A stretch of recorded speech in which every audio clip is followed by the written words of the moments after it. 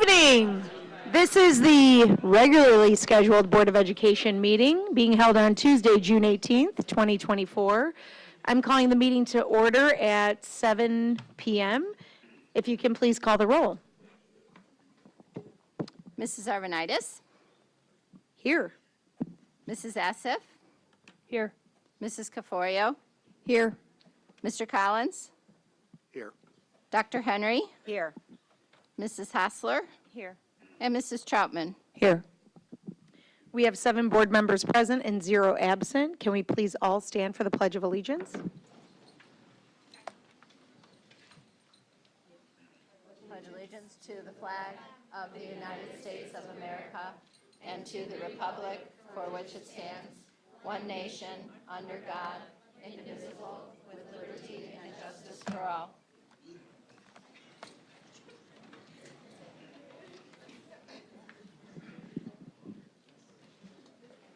Thank you. We will start our meeting tonight by taking a look at our spotlights and recognitions. First up, if you are here to be recognized for the Noetic Math Contest, please step forward.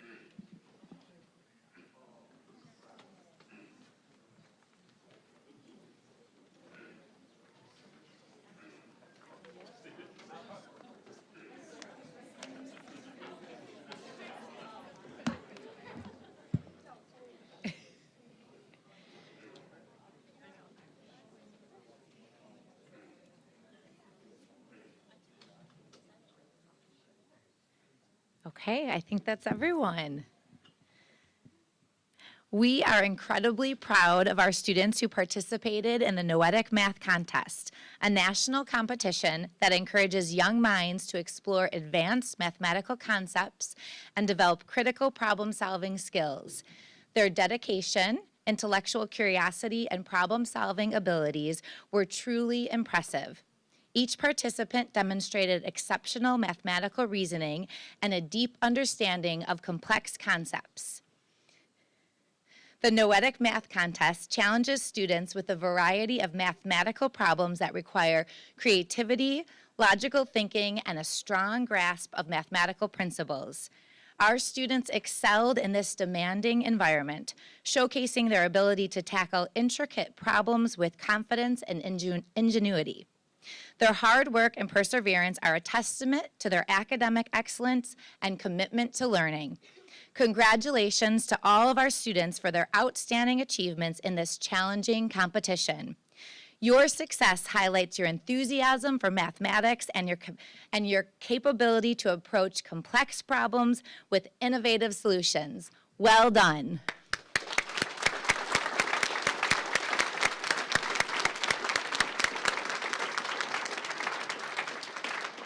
And I will now hand it off for your proclamation. Hello, students. I'm pleased to present the proclamation from the Board of Education for the Noetic Learning Math Contest. The Noetic Learning Math Contest, NLMC, is dedicated to fostering problem-solving skills and inspiring a passion for mathematics among elementary and middle school students. And whereas the NLMC provides a semi-annual contest where students engage in creative and challenging math problems tailored to their grade levels, encouraging independent problem solving, critical thinking, and advanced STEM learning by offering students a rigorous 45-minute experience without the aid of calculators. We are immensely proud to recognize the outstanding performances of 31 different students from across the district who placed in the top 10% of the test, earning National Honor Roll status. And we are also proud to recognize the outstanding performances of the students who earned the Team Achievement Plaque, which is given to the top 10% of teams in the contest. And all of those students are listed on the screen. Since we have so many, we listed them up there. We are proud to honor the outstanding achievements of the students who have participated in the NLMC, bringing pride and prestige to their schools, families, and communities throughout their exceptional problem-solving abilities and commitment to academic excellence. Now, therefore, be it resolved that the Board of Education and Administration of Elmhurst Community Unit School District 205 express congratulations to these students, their parents, and faculty members for these outstanding achievements. Congratulations.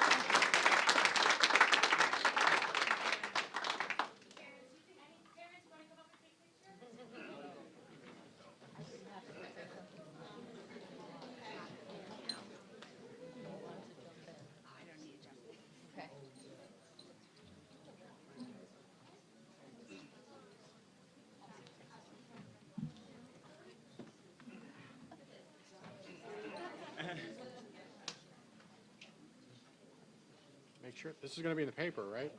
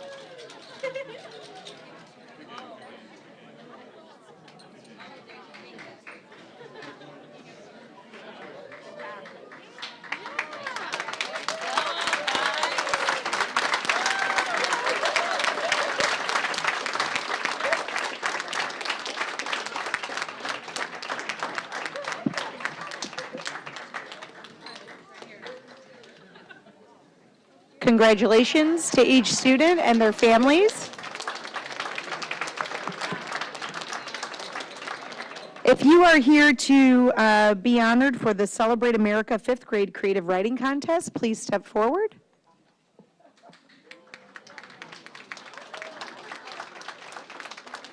Go on, right in the front. Any other creative writers there? There we go. There we go.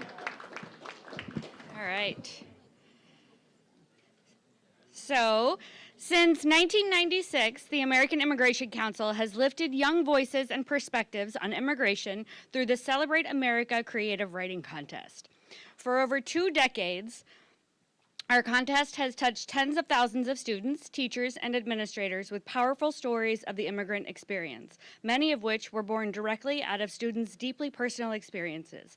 The contest has inspired over 100,000 fifth graders to share their stories through poetry, prose, and essays. Our students here today entered and were winners in the local contest this year as well as national, and I'd like to introduce Dr. Henry to read their proclamation.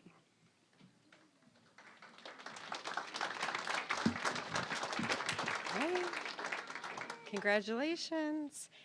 So on behalf of the Board of Education, I'm going to read the proclamation for the Celebrate America Creative Writing Contest. Whereas Elmhurst Community Unit School District 205, 5th grade students from Field Elementary and Hawthorne Elementary that entered the Immigration Writing Contest, and whereas this contest was created to inspire educators to bring U.S. immigration history and lessons into their classroom and provide 5th graders the opportunity to explore America as a nation of immigrants. And whereas competing with others from around the area, the contest asked students to submit a written piece on one of the 2 themes: why I am glad America is a nation of immigrants, or what does it mean to be a welcoming nation? And whereas the entries were judged on the basis of theme, presentation, creativity, and message, and whereas 2 field students won 2nd and 3rd place prizes for the Chicagoland Council, Samantha Hales won 2nd place and Alessandra Pierucci Marquez won 3rd place. And whereas 1 Hawthorne student, Caroline Kozlinski, won 1st place for the Chicagoland Council and 3rd place by the National Council. And whereas these accomplishments bring pride and prestige to Field Elementary School, Hawthorne Elementary School, to District 205, and to the community of Elmhurst. Now, therefore, be it resolved that the Board of Education and Administration of Elmhurst Community Unit School District 205 express congratulations to those students, their parents, and faculty members for these outstanding achievements. Congratulations.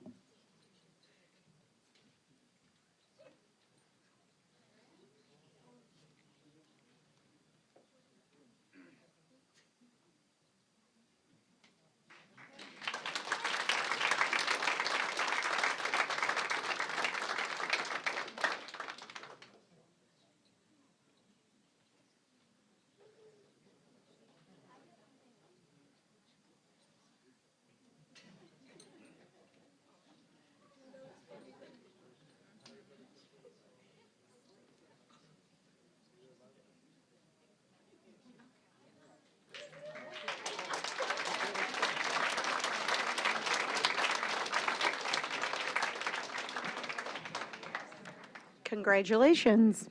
Next up, we have our spotlight on spring sports and our extracurricular program recognition. We will first start with the boys baseball team, and I'll turn it over to Mr. Wagner. Thank you. Could I have the boys baseball team please come up front? Who we have here tonight? They just finished their season last Saturday, so my guess is they're starting summer break. Do we have two?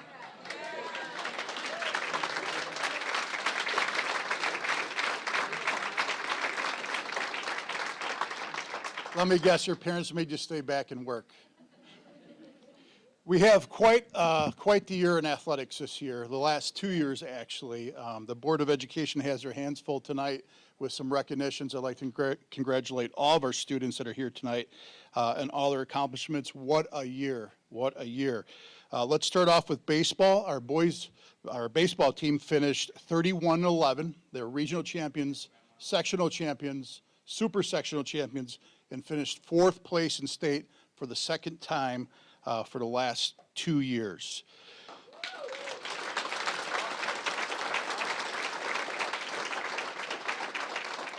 There are so many highlights to mention. I would like to let the Board of Education know that we just received information that our senior pitcher, Ryan Sloan, was just selected as Gatorade Illinois Baseball Player of the Year.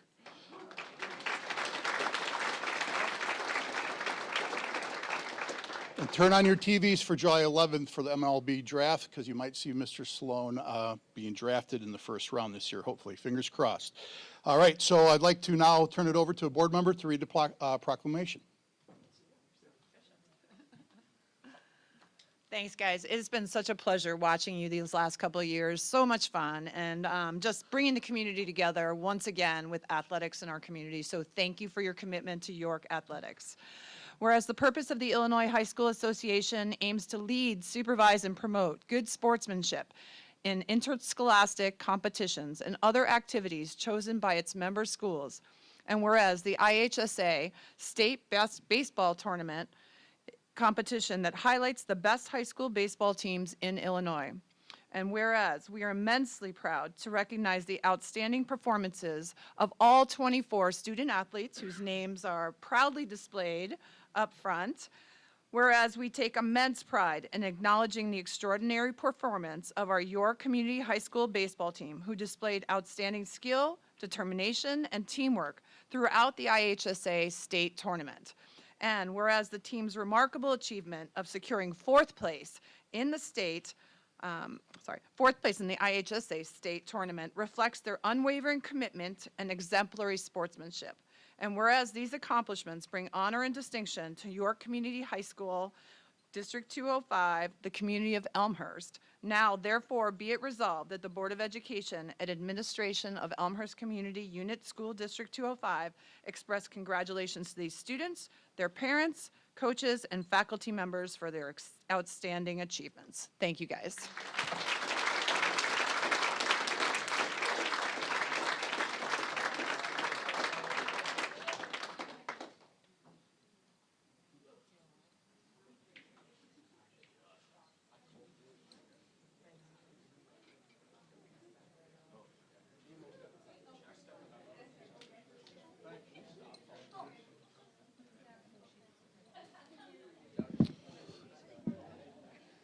Could I have Brady Gallum please come up front from track? Brady.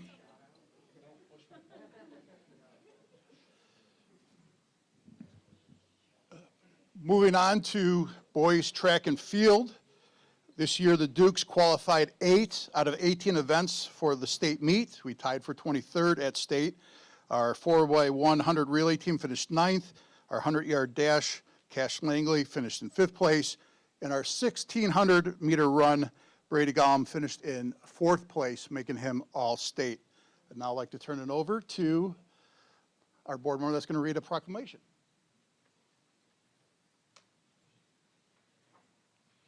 Well, it's my privilege to honor you tonight. I hope you can really take in how proud we are of all your hard work.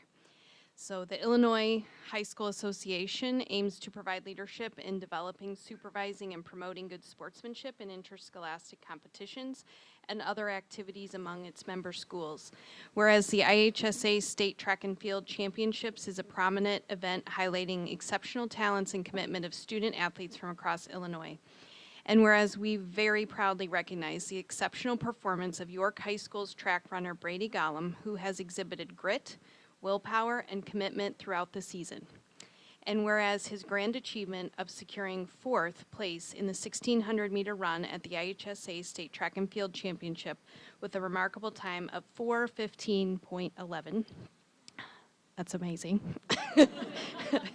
highlights his dedication to his craft. And whereas these accomplishments bring pride and honor to York Community High School, District 205, and the Elmhurst community. Be it resolved that the Board of Education and Administration of Elmhurst Community Unit School District 205 extend our heartfelt congratulations to Brady Gollum, his parents, his coaches, and faculty members for this very remarkable achievement. Congratulations.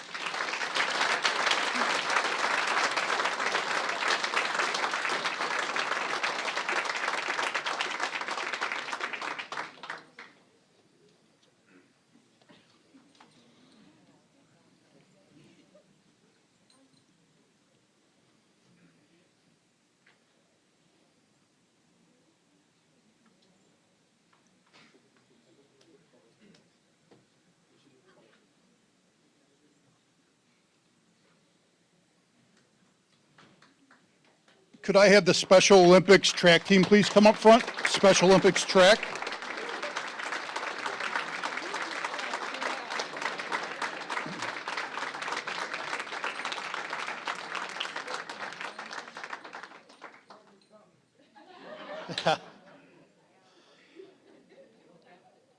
I'd first like to start by thanking the Board of Education for extending our Special Olympics programming.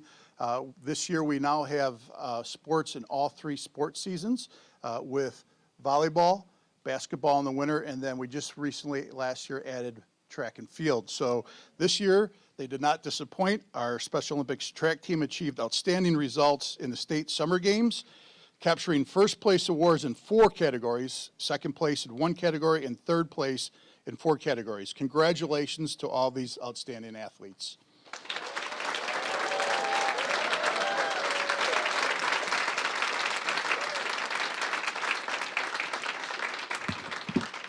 So we want to honor you a little more, and it was great to see you down in Bloomington. I got to see you walk into the parade of athletes, and that was really cool. So congratulations, and I hope you will continue in your journey of Special Olympics, and we'll see you competing again. So I'm going to read something, and then we're going to take a picture, okay? So whereas Special Olympics' approach is to deliver high-quality training and competition in an inclusive culture through unified sports, which allows for people with and without intellectual disabilities to play on the same field. And whereas we are immensely proud to recognize the outstanding performances of 9 students, and I may not get this right, but I'm going to try because I want to make sure that everybody knows who you are. Arlie Atienzo, Elijah Badeau, Peter Hickey, Grace Jaitishi, Alex Michael, Kaylee Rieger, Jack Richley, Kate Sloan, and Daniel Tessier.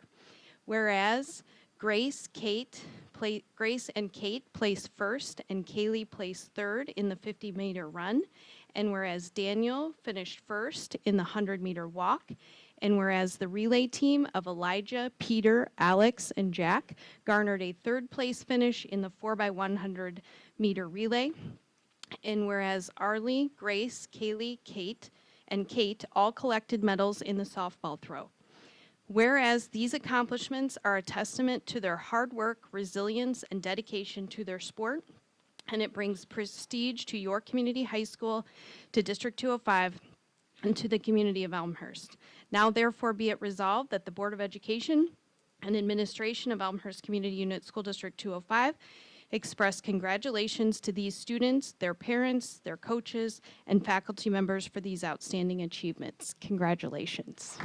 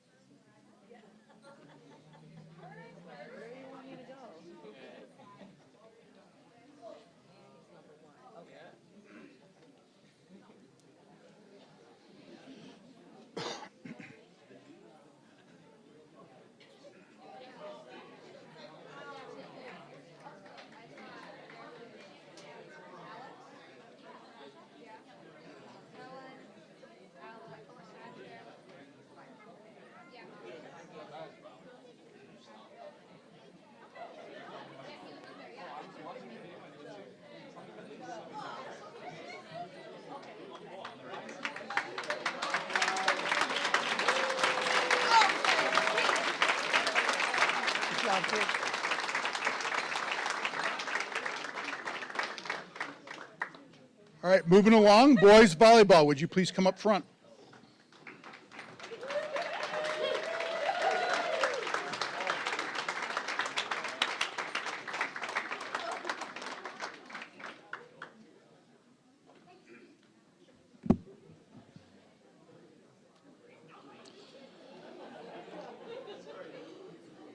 The boys volleyball team finished with a record of 37 wins and 5 losses this year, a magical season, regional champions, sectional champions, and second place at state.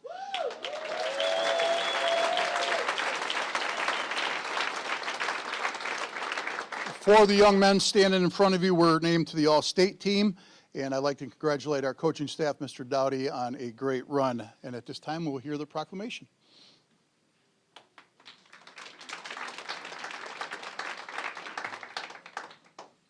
Congratulations, guys.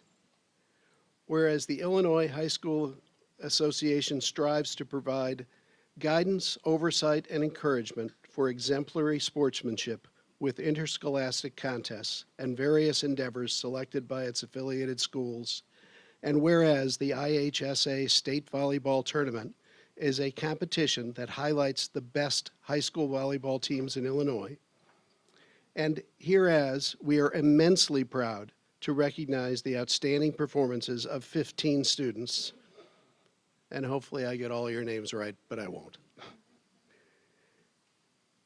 Abe Calabrio, not even close. Evan Carey, Carson Kruver, Ben Brown, Jack Brute, Zach Brown, Owen Riefenrath, Logan Rice, I'll just go fast, Charlie Meadows, Joe McGreal, Luke Shorter, Stanley Peck, Hunter Steinpetch, Colin Harrington, and Jack Zetik, who participated in the IHSA State Volleyball Tournament, and whereas we are incredibly proud to recognize the exceptional performance of our York Community High School volleyball team, showcasing remarkable skill, perseverance, and camaraderie during the IHSA State Tournament. And whereas the team's remarkable achievement of securing second place in the IHSA State Tournament reflects their unyielding dedication and outstanding sportsmanship, and whereas these accomplishments bring pride and prestige to York Community High School, District 205, and the community of Elmhurst. Now therefore, be it resolved that the Board of Education and Administration of Elmhurst Community Unit School District 205 express congratulations to these students, their parents, coaches, and faculty members for these outstanding achievements. Congratulations, guys.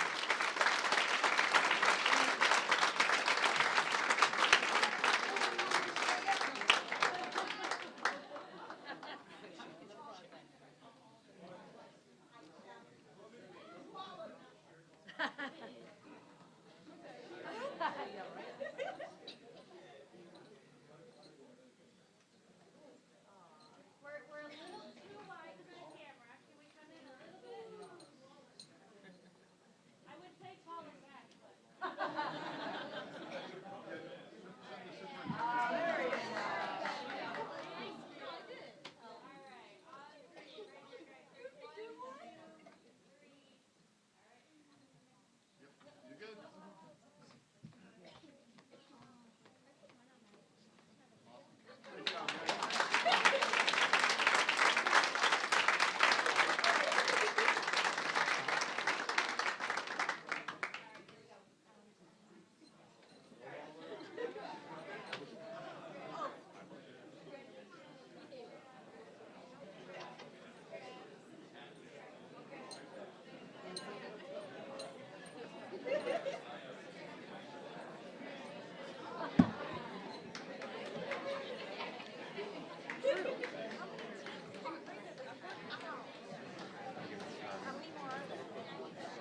I think we got 3. Yeah.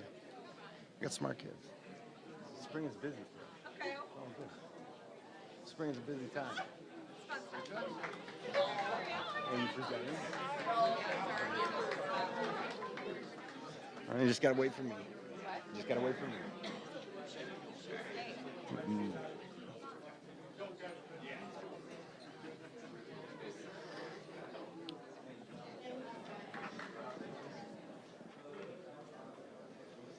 Thanks, everyone. We'll move on to the M3 Math Modeling Challenge team. If you're here for the Math Modeling Challenge team, please step forward.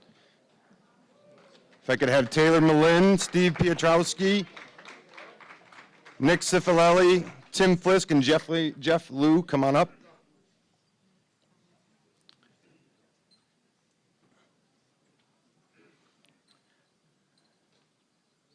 Good evening. These 5 extraordinary individuals are standing in front of you because they decided to go to their math team coaches and say, hey, I got a great idea. Let's join the M3 MathWorks Math Modeling Challenge and see what happens. And they had to come up with a real-world solution to a problem that was provided to them by the M3 challenge, which was to combat homelessness in urban cities in the United States. These 5 individuals worked together, collaborated. They had to compete in 3 different rounds. And out of schools in the United States, the UK, they ended up finishing in the top 6 and were invited to New York City to present their project at the national competition in New York City. So congratulations to these 5 individuals. And I would like to turn it over to our board member for their proclamation. Congratulations. Hi guys, congratulations. So for all of you sitting in math class wondering, when am I going to use these math skills again? Well, here you go, solving real world problems using math skills, and boy, we need a lot more people doing what you're doing, right? So I hope that you guys, congrats for stepping forward and taking on this unique challenge, and I hope you guys had a great experience doing it. I'm going to read the proclamation now. The MathWorks Math Modeling Challenge is a mathematical modeling contest for high school students sponsored by MathWorks and organized by SIAM. And the M3 Challenge spotlights applied mathematics as a powerful problem-solving tool, a viable and exciting profession, and a vital contributor to advances in an increasingly technical society. We are immensely proud to recognize the outstanding performances of 5 students, Nicholas Cifelli, Timothy Flisk, Jeffrey Liu, Taylor Malind, and Stephen Piotrowski, who participated in the MathWorks Math Modeling Challenge in New York City. And these successes elevate the reputation and distinction of York Community High School, District 205, and the Elmhurst community. Therefore, be it resolved that the Board of Education and Administration of Elmhurst Community Unit School District 205 express congratulations to these students, their parents, and faculty members for these outstanding achievements. Congratulations.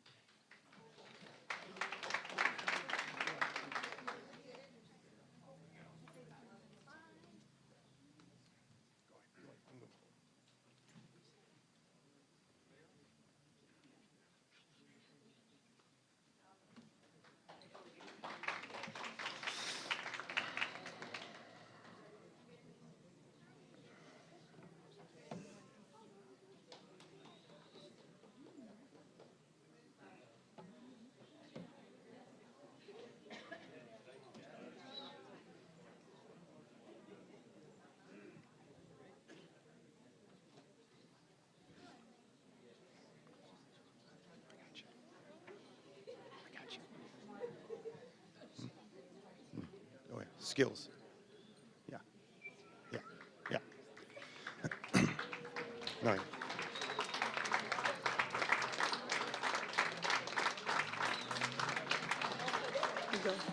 If I can now ask the three students who compete at Skills State USA, who are going to be competing at Nationals, Panos Supos, Eddie Ferguson, and Alex Wilson, to please come on up.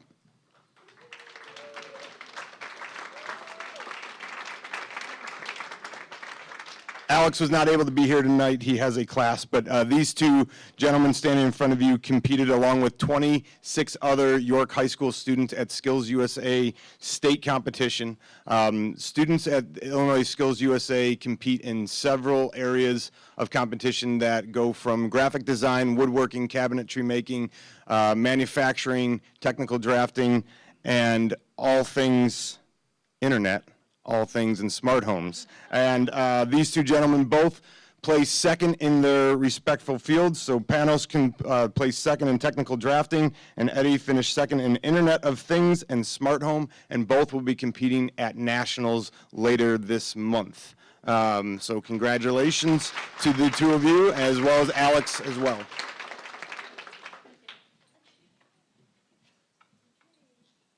Congratulations to you both. I'm going to read the proclamation from the Board of Education. Whereas Skills USA is a nonprofit national education association that serves middle school, high school, and college post-secondary students preparing for careers in trade, technical, and skilled service occupations. And whereas the Skills USA Illinois State Competition is a prestigious event that highlights the best high school talents in various technical and vocational fields. And whereas we are immensely proud to recognize the outstanding performances of three students, Panos Supos, Alexander Wilson, and Edward Ferguson, who participated in the Skills USA State Competition. And whereas Panos Supos achieved second place in technical drafting, Alexander Wilson achieved second place in computer programming, and Edward Ferguson achieved second place in Internet of Things and Smart Home, reflecting their unyielding dedication and outstanding intellectual prowess. And whereas these accomplishments bring honor and respect to York Community High School, District 205, and the community of Elmhurst. Now, therefore, be it resolved that the Board of Education and Administration of Elmhurst Community Unit School District 205 express congratulations to these students, their parents, and faculty members for these outstanding achievements. Congratulations.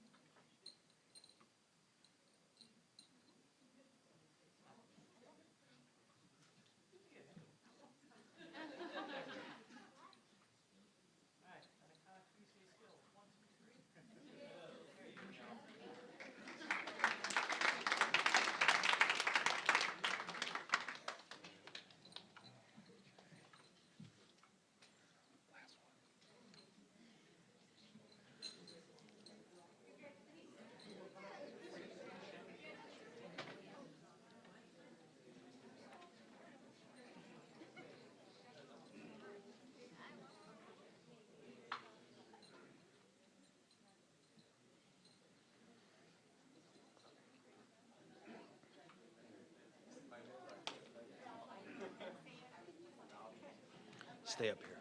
Stay up here. Eddie, stay right here. You guys can stay. Congratulations to all the students honored tonight, all the families who are here to support them along the way, and a special thank you to all of our staff. We have one more? We have one more. I know we have one more. I was closing out, and I'm not supposed to. I'm sorry. Okay, no problem. At this time, I would like to invite all of our students who are here to representing York Athletics, Spring Athletics, and activities, even those students and coaches who have already received some individual proclamations, so please come on up. We have members of our, York Badminton, Boys and Girls Lacrosse, Boys, Girls Track and Field, Girls Soccer, Softball, Boys and Girls Water Polo, Math Team, as well as Skills USA. If you could all please come on up.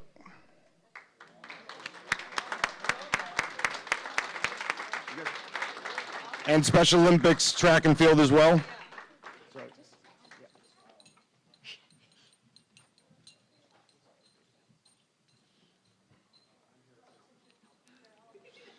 So we did have a few that had to leave and get out, and we apologize for that. But these students standing in front of you and all the students who have been recognized this evening, they have demonstrated a commitment to excellence. They work hard in and outside of our classrooms, on the fields, in their clubs and activities, and we are so grateful and thankful for their dedication, as well as the coaches and sponsors that are with them each and every day.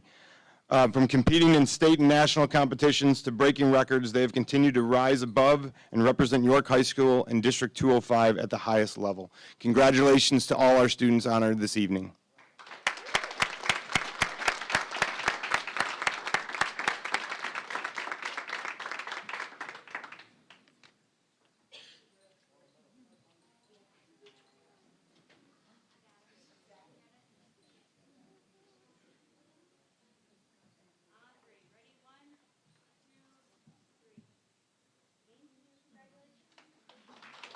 You're good, you're good.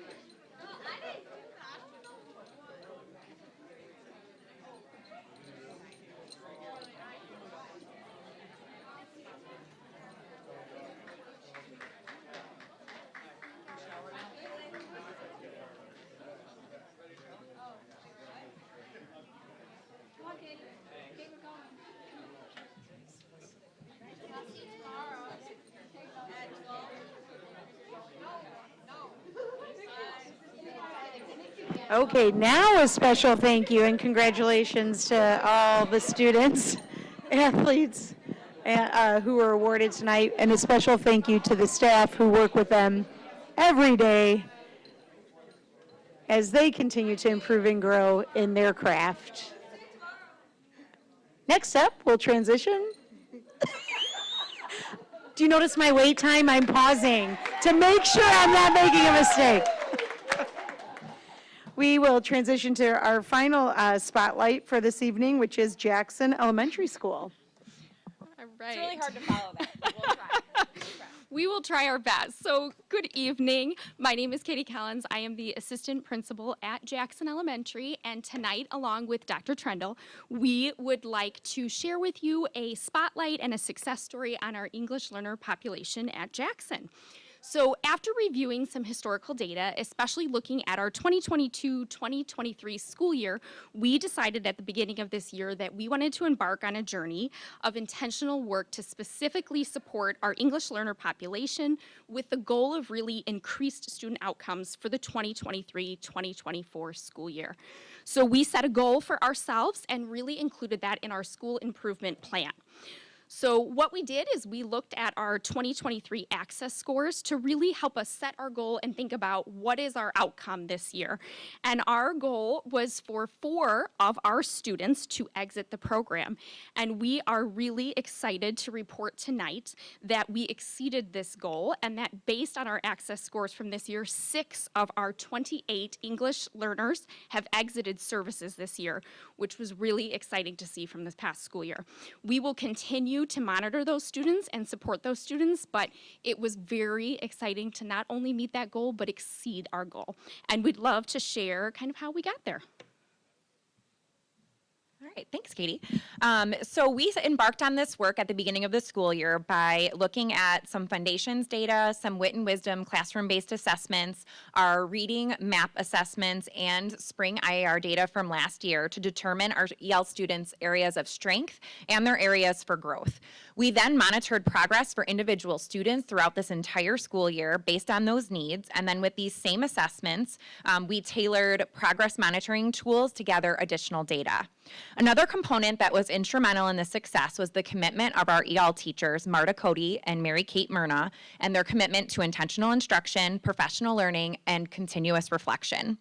They met weekly with our instructional coach at Jackson and monthly meetings with Katie and I in order to reflect and adjust instruction for all of their students on a weekly and monthly basis. This is an example of the work that we did for 2 first-grade students, and it just shows you the level of detailed progress monitoring, the level of discussion, instructional reflection, and planning. You can see here that these 2 goals for 2 first-grade students were differentiated based on their needs.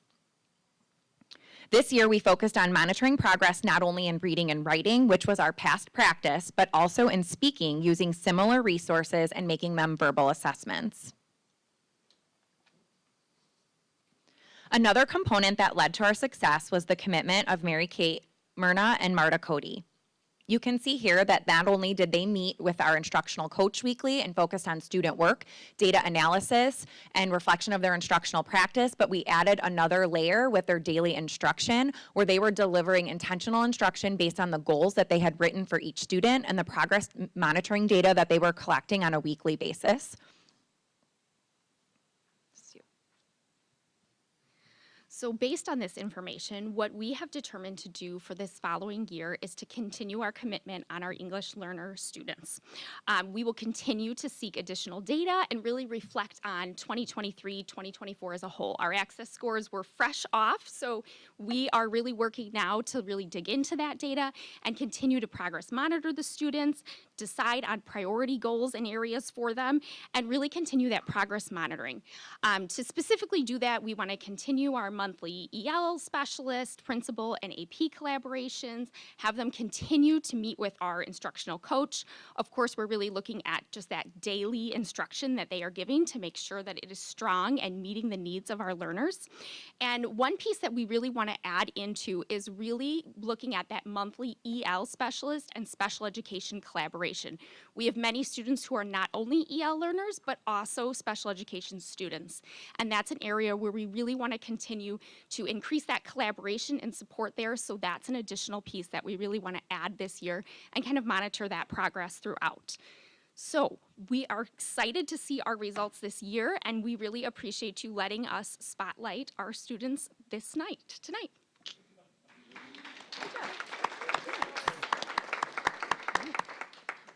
Great job, and thank you for sharing with us some preliminary information around what you're, of course, doing in your school to promote student growth, but really focusing on 2 segments of the school who might provide unique opportunities for teaching and learning. So thank you for all your work in that. Our pleasure. Appreciate it. Okay, we'll move on to item number 4 on the agenda, which is our public comment section. Is anyone here for public comments? I know we had one submission, but Mr. Carnatz? Carnatz?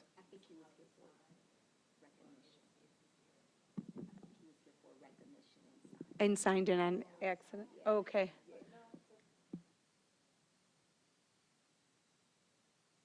Can we double check and make, yeah.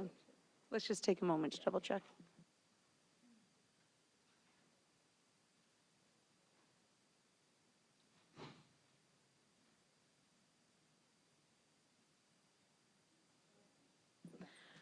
Okay, being that it seems there are no public comments, we'll skip section 4 of the agenda and move on to item number 5, which is the approval of board meeting minutes. Letter A, is the approval of committee of the whole, regular and special board meeting minutes from May 8th, May 14th, May 22nd, and May 24th, 2024. Are there any changes to the minutes?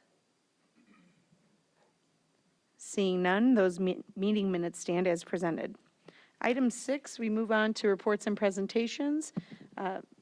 D205, Assessment System Spring Update. I'll turn over to Dr. Campbell.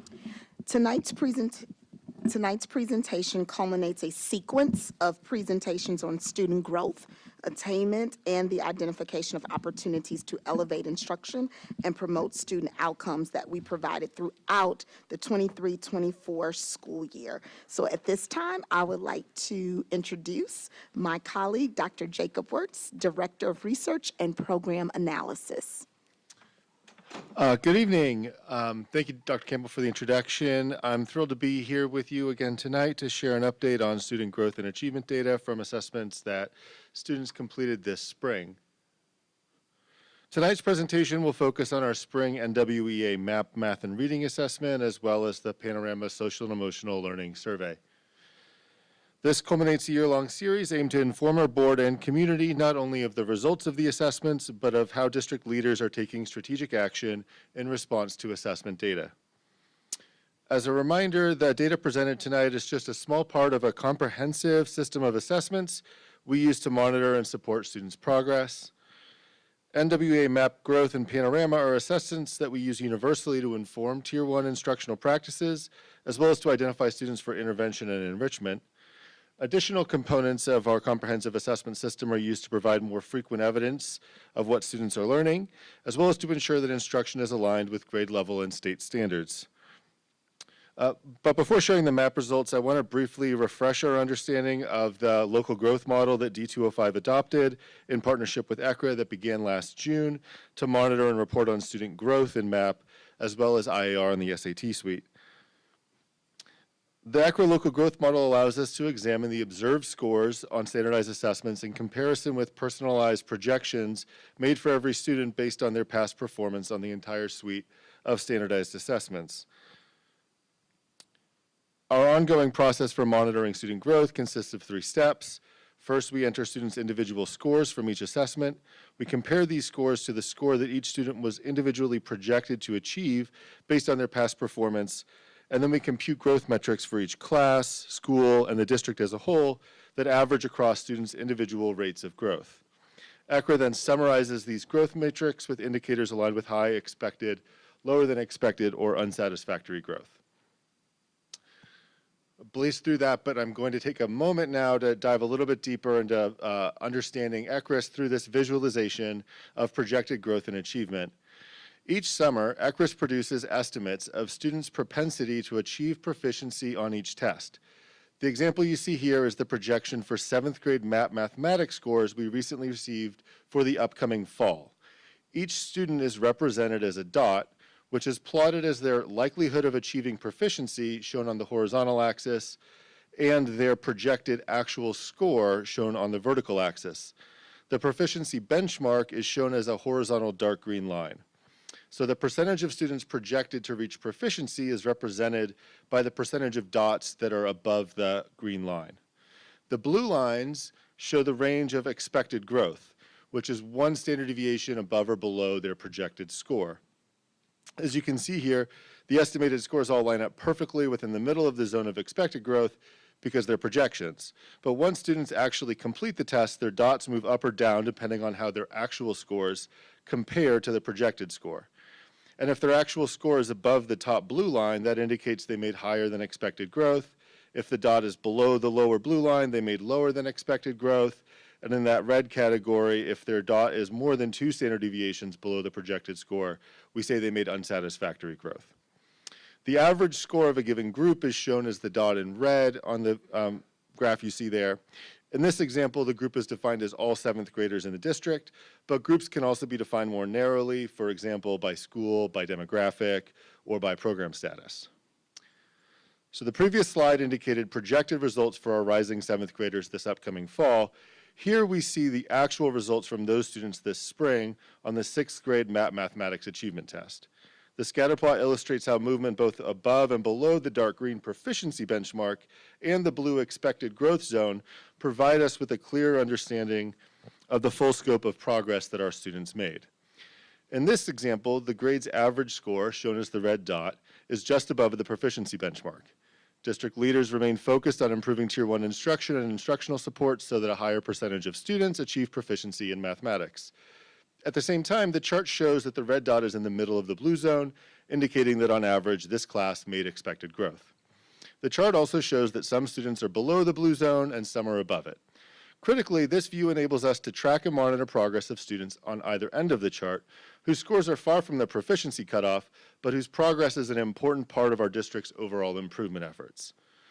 For example, identifying students with a low propensity to reach proficiency who also made higher than expected growth, in other words, students represented by the dots above the blue zone in the bottom left of the graph, enables us to investigate these students' experience to identify and expand practices that are working to accelerate student growth. School leadership teams throughout the district regularly conduct this type of analysis to refine and improve our practice. With that said, I'll now turn to a summary of our spring NWA MAP results, beginning with reading.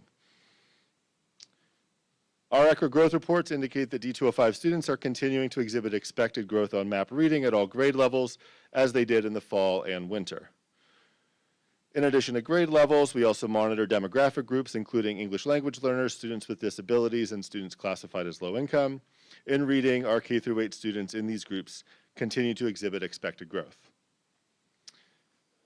Outside of ECRA, we continue to monitor the progress and achievement of D205 students in comparison with their peers nationally, as well as our own past performance at each grade level. This graph compares the median or typical D205 students' performance in MAP reading to their peers nationwide in each grade level, using results from the 2020 MAP National Norm Study. For context and comparison, the graph also provides the data from winter, fall, and last spring. In the upcoming slides, we'll see the same presentation for above average students and below average students, defined as the 75th percentile and the 25th percentile locally. So this spring, the median or typical D205 student performed as well or better than 73% of students nationally, which is right in line with where we were throughout the year and an increase of 3 points compared with last spring. These results show that an above average D205 student has greater reading achievement than 88% of children in their grade nationally.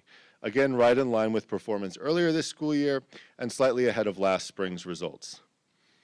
Students who are below average locally, again, that's our 25th percentile locally, had a reading achievement equivalent to the 50th percentile nationally, which was a 5-point improvement over last spring's results. So a lot to be happy about and proud of with the growth and achievement that our students had in reading this year.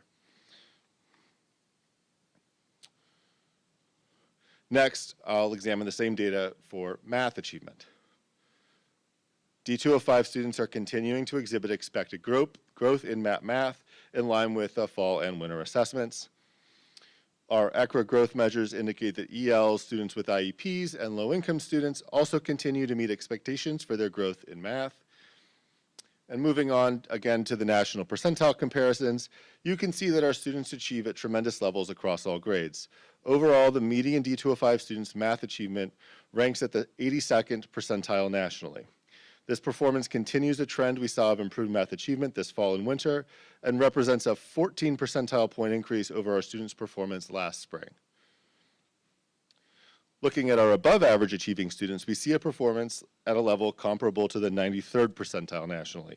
This again indicates a substantial level of improvement throughout the school year and a 7 percentile point increase as compared with last spring. And finally, students who are achieving below average within D205 have math achievement at the 60th percentile nationally.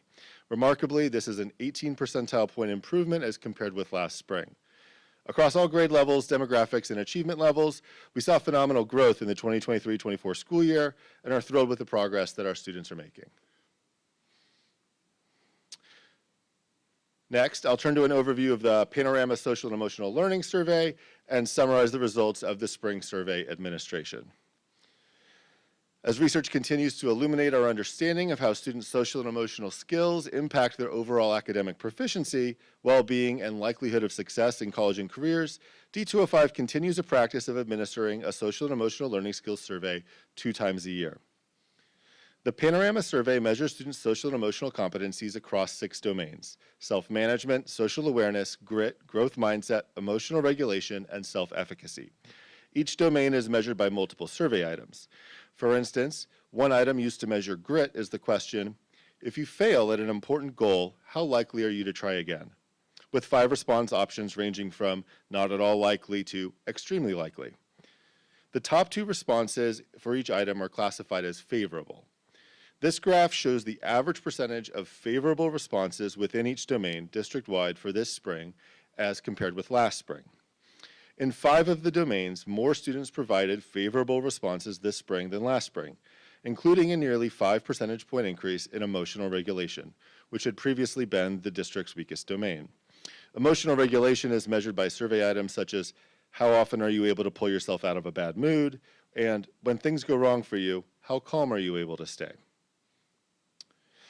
This consistent improvement in students' academic, social, and emotional learning undoubtedly results from the incredible efforts of D205 families, teachers, staff members, and leadership throughout the 2023-24 school year. In closing, I want to briefly mention a few of the ways that educators and administrators across our district took action and are continuing to take actions that are driving this data. This slide was copied from our fall presentation on assessment data, summarized the strategies in place then that drove the improvement in academic success among our students. I'm not going to reread it aloud tonight, but it's here for your reference to illustrate the connection between our strategic plan, our leaders' strategic actions, and the results I presented a moment ago. Similarly, in winter, we shared additional actions that leaders had taken in response to student data from within the year. Once again, I'm not going to reread it for you, but the information is included here for your reference. And finally, this slide highlights additional actions that leaders have taken this spring to promote continued student growth and success. Actions include preparation for full implementation next year of a high-quality curriculum in mathematics and ELA in grades 6 through 8, as well as a new high-quality social studies curriculum in K-5. In addition to investments in curriculum resources, we continue to focus on refinements to professional learning for teachers, specialists, as well as leaders to ensure that educational practice throughout the district is aligned to research, standards, and data. And with that, I'll be glad to answer any questions.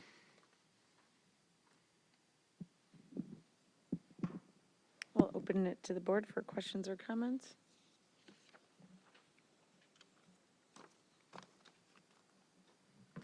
Jim? I have a couple. First of all, thank you for that presentation.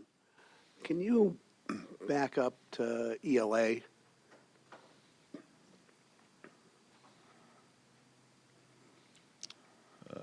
Yeah, that works. That works. Any of those work. Can you help me interpret the downward sloping curve? So what the graph is charting is from K through 8. So what it's showing is that the highest rate for our median student 50th percentile compared nationally is in kindergarten, and that you see the trend there across grade levels. This isn't cohort data, so that's not like students who were in kindergarten 9 years ago and where they are in 8th grade now. This is current year kindergartners. So to compare to where we were previously, you're looking at kind of the faded, dashed, and dotted lines to compare to prior performance. But as you do see, that kind of sloping trend is something that is not new this spring, but something that we've seen in previous iterations of the same assessment. So do you look at cohort, do you follow the cohort data? Does it have that same general curve? I have not looked at the cohort data in this exact manner, but the growth measures that we look at on ECRIS are kind of designed to give us that like longitudinal perspective on how students are growing over time. So that is something you have the data and you can take a look at? Correct. Okay, and then can you move forward then to math? I mean, we've seen, obviously, as you pointed out, great improvement year over year. What do you attribute that to? There are many things, as I mentioned in the report, the implementation and the investments we've made in high quality instructional materials, the professional learning plan, working with leaders and educators. I would probably turn it over to Carrie Leischel or Katie Lyons for any additional information about what they're doing. We are going to highlight a couple structures in the next presentation around professional learning, and particularly support for instructional leadership teams at the building level, that are one area that we think really supports this growth that we've seen. Then I'll wait for my next question for you guys. That's all I have.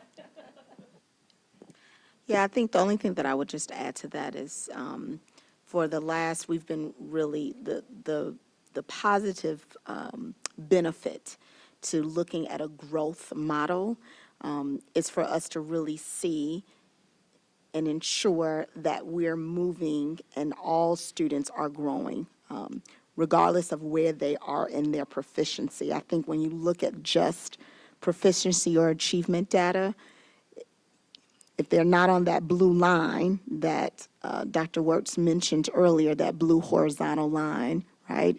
we still really want to know if they're growing, because their growth is a means to achievement and to proficiency. If they're above, then we still want to ensure that we have the necessary supports for our elevating student achievement, even for those students that are already are above. What we are seeing and what we continue to see, even in our math, even in our MAP data, in the projections as our students are growing across all levels of achievement, and that's also correlating very well, and I'm excited to share and to speak more about this in the fall, how that correlates to our actual achievement data for our high stakes standardized assessments.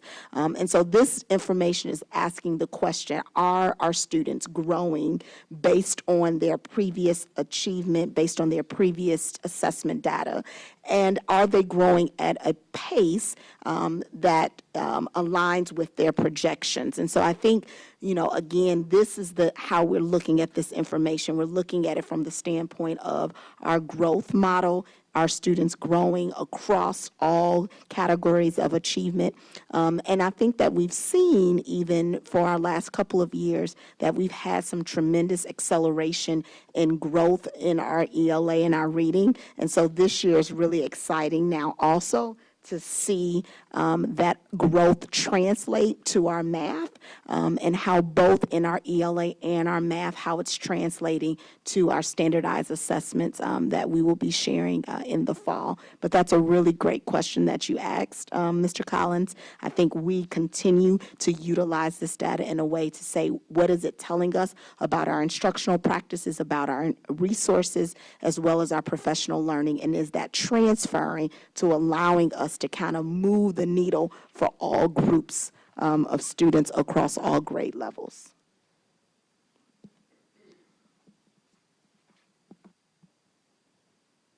Beth? I just had one thing. It's fantastic to see this kind of growth. So thank you so much for the presentation. So the data that we're using, the ECRIS, can you go back to the slide with the little dots?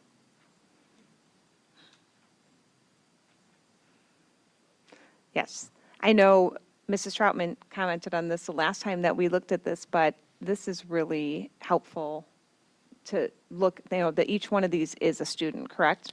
Correct. I was just wondering, I know that you're looking as, your teams and staff are looking at each one of these students that are in these different areas to find out how we can support them. But I was just wondering if you could talk a little bit about that work and, how that's done. And maybe that's in the next presentation as well. But. Yes, I think what I can speak to is sort of the work that I do in partnering with our principals to make sure to help them to understand this, right? Because this is a tool that we provide to our principals and our school psychologists and assistant principals in the school so that they are able to kind of look at that, right? So it starts with just identification of they get the results, and not just as spring map data, but they, we're able to review those results for the fall and the winter. And that enables them to ask and answer questions like, is this one teacher that is struggling, or is this a student who's struggling in an otherwise a classroom where most of the other students or all the other students are making growth.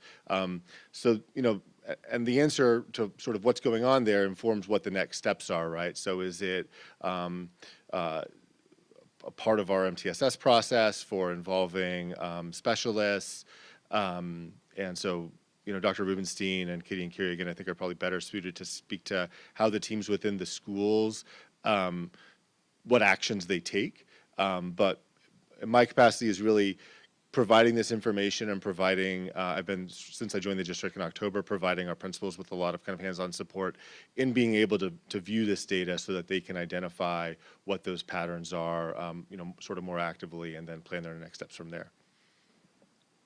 Thank you so much. I just think it's an amazing tool and helps, kids to not fall through the cracks and to make sure that we're catching any students that need support and then being able to target that to what they need. So I just think it's really important work, and I just wanted to highlight that. Thank you. Thank you. Kara. Same slide, but can you just remind me what the green line, is that just splitting it in half? Yeah, no, the green line is, so the vertical axis is like actual scores. A RIT map uses something called a RIT score. And MAP also publishes basically an equation of what they say, what percentile from that 2020 norm study they did equates to sort of a projection of proficiency on IAR. So that green line is just showing what that score level is that equates to proficiency, that is the MAP score that MAP says, if you get this score, we think you're likely to be proficient on IAR.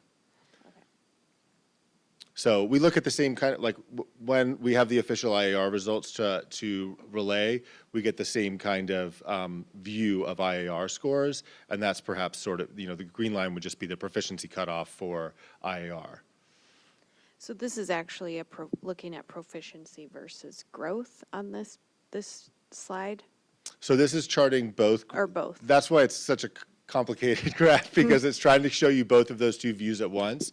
So if you look at where the dots are in relation to that green line, that's showing you where they are in proximity to proficiency. Where they are in relation to those sort of two blue lines is where they are in relation to where they were projected to be based on their previous score. Okay, that makes sense. And then just kind of, I was kind of going to ask something similar, but just, so when you're working with principals, for instance, or whoever, basically you're looking at those dots, which are representing students, and saying, okay, how do we, especially our outliers, what happened, right? Why aren't we getting growth that is projected? Or that's the question maybe the principals then are digging into. Is that, yes, Katie? Yeah. Okay, so that's where this ECRA that's the report that they're giving us that helps us. Is that correct? Correct. That's one of the ways it's valuable. I would say probably the biggest focus of where it's valuable to the comments Dr. Campbell just made about our focus on growth. Yes. Okay. Because a couple years ago, we didn't have the ability to have this date. I mean, the data was there. We didn't pay to get this done. That is 100% correct, because I think there's such, and again, proficiency in terms of wanting our students performing at their grade level on standards is like that green line. But what information we need to know is that are our students growing academically each year, regardless if they are already projected at that green line or above. So those dots outside that blue line are something that's really significant for us. So if you look down to your left, that bottom left quartile, those are students that are not, at the proficiency level yet. But what's important to us is, even though they're not at the proficiency level yet, are we providing them quality instruction, right? Whether if it's tier 1, and then if they need tier 2, are those tier 2 instructional supports in small group, is that helping? Is that allowing them to still make the necessary growth? Now, obviously, the students that are not at proficiency level yet, we want their growth to be accelerated, right? We want them to grow. So in that bottom quartile, that's really important. But to kind of dovetail to that, I think is something interesting too within our district, because we have such a significant amount of students that are performing at grade level, right, at that green line. Our question, though, is our instruction still rigorous enough that it's allowing those students to continue to grow? And I think years back, we didn't have that information. We looked at our standardized assessments to say, do we have kids performing at grade level or not? It didn't give us information about how are we leading to more students getting at grade level, more students growing, and then how are we ensuring that our students that are at grade level are continuing in their achievement and in their projection, in their growth. And the beauty about this particular model is it's based on their individual past assessment score. So going back to that slide, going back a couple of slides, keep going back. Yep, there we go. Right, it's looking at their past performance, and it's making that projected, projection for how they, based on a very scientific model, how they are expected to perform. And so this is giving us information to say, are they performing as expected? Are they coming in lower than they're expected? Are they coming in higher? And that gives us information about our instructional programming, about our Tier 1, Tier 2 supports, our instructional resources, and et cetera. So yes, we did not have this information to help inform our practice in a way. And I think our next presentation, they're gonna speak a little bit more, well, a lot more in details around the various structures that are in place to help support the learning to continue to meet the needs of our students. Thank you. I think it's just, we approve a lot of resources and sometimes it can feel disconnected. And so, we talk about data and we talk, we want students to grow. We want them to be both proficient and growing. And how do you and this is a great tool that's informed you to then know what resources we need to further include. So yeah, thanks. And thank you for the presentation. Very impressive and good. Thank you. And I have to say this, I think I say this every single presentation. You probably know what I'm gonna say.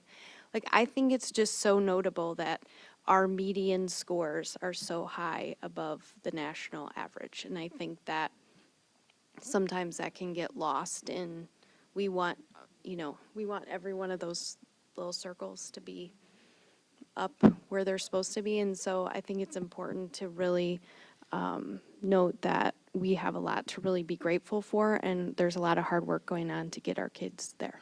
So, thank you.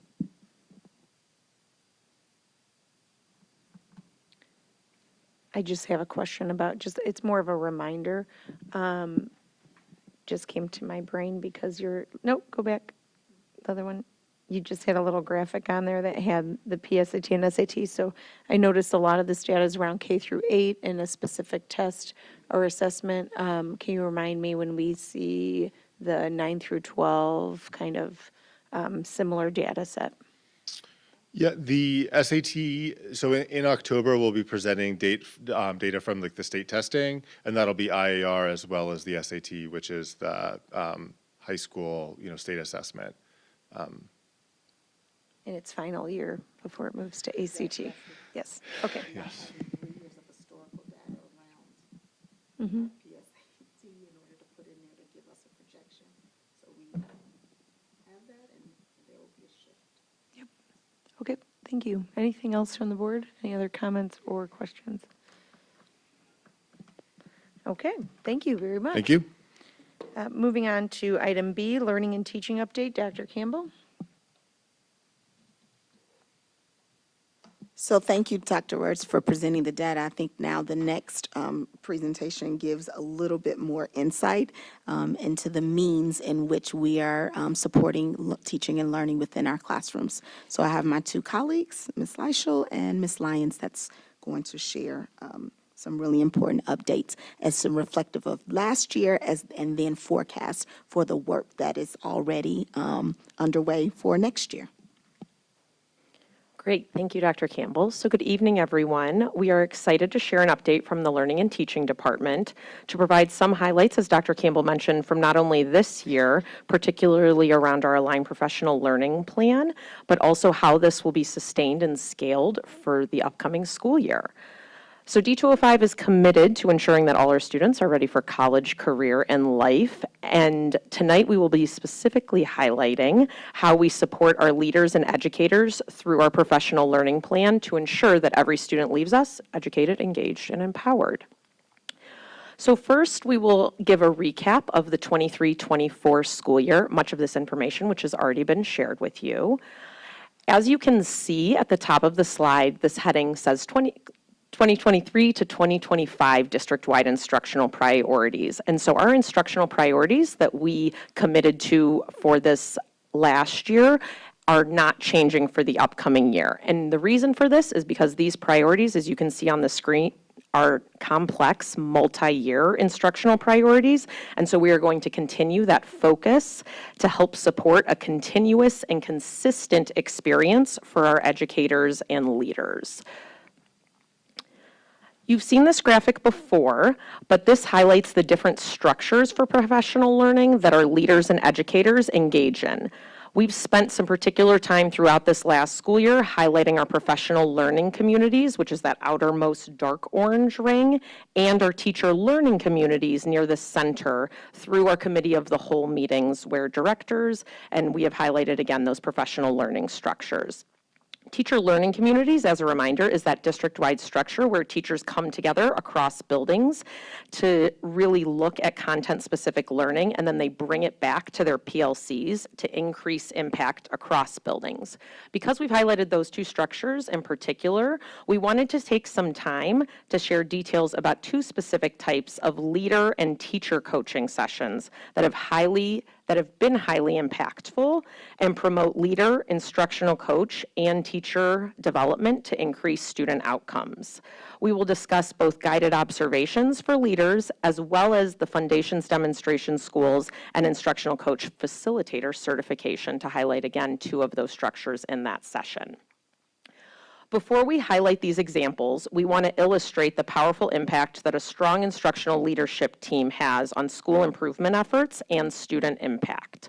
In our schools, we refer to this team as a triad in which the principal, AP, and instructional coach leverage the three levers for improvement that you see in the triangle on the slide. As the quote from the Wallace Foundation research states, the impact of an effective principal leads to greater and broader impact on student achievement and teacher retention, among others. To multiply this impact, our principal focuses their attention on developing their senior leadership team, which is made of the principal, coach, department and division chairs, teacher leaders, and related services providers. Members of the instructional leadership team also facilitate school-based professional learning communities, and the instructional coach facilitates coaching cycles, all in alignment with those school improvement goals. The first leader and coaching session we will highlight that, again, that instructional triad takes part in is the Wit and Wisdom and Eureka Math guided observations. So this year, our elementary and middle school instructional leadership teams, who again are made up of that principal, assistant principal, instructional coach, and department chair in middle schools, were partnered with another building to participate in guided observations in partnership with Wit and Wisdom and Eureka Math facilitators twice a year. Leaders spent an entire day in two classrooms, one in each school, to see an entire lesson utilizing a curriculum-centered coaching tool. Leadership teams then come together to reflect on the instruction and collaborate to identify feedback and action planning for next steps. So this provides a space for leaders to collaborate with one another and to continue to deepen their understanding of the resource and how to best support their teachers day to day. In this debrief, the action planning has not only led to individual teacher follow-up to celebrate and support the teacher's practice, but also grade level and school-wide professional learning plans, frequently facilitated by the instructional coach and then supported by the principal and AP. So on the screen, you'll see a couple screenshots of the Eureka Implementation Support Tool, which is that curriculum-centered coaching tool that is leveraged for this professional learning. This tool outlines each component of the lesson, so that dark green box is the conceptual development, which is one part of every lesson in a Eureka Math lesson, with the clear purpose, and also what successful implementation looks like, calling out specific instructional routines, for instance, the whiteboard exchange, which you'll see there. Based on, again, the observations and debriefs that happen collaboratively with school-based teams. An instructional coach, for example, in one building facilitated learning around what representations looks like in each grade level, so each grade level could see how they coherently support future learning for that student by thoughtfully using the representations outlined in the curriculum.